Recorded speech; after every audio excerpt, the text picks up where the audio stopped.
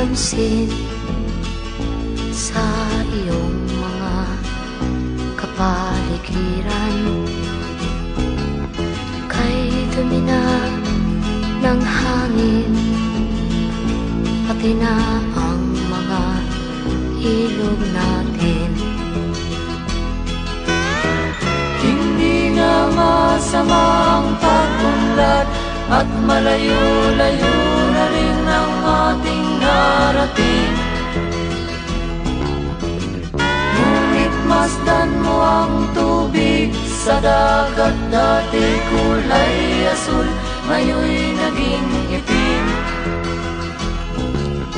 Ang mga duming ating ikinalat sa hangin, sa langit, huwag na nating paabutin.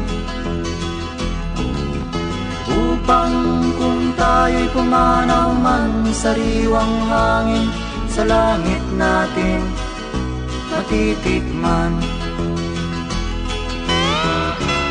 Mayroon lang akong hinihiling, sa aking pagpanaw sana ay tag-ulan. Gitara ko ay aking dadalhin, upang sa ulap na lang tayo magkantahan.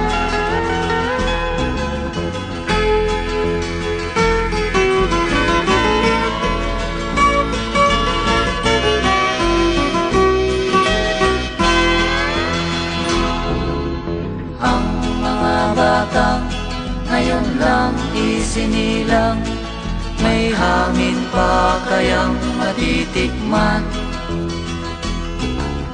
May mga puno pa kaya silang aakyatin? May mga ilog pa kayang lalamuyan? Bakit di natin pag-isipan ang nangyayari sa ating kapaligiran? Hindi nga masama ang pag-unlad, kung hindi nakakasira ng kalikasan. Darating ang panahon, mga ibong dala ay wala nang madadapuan. Masdan mo ang mga punong dati ay kay tatag, ngayon'y namamatay dahil sa ating kalukuhan.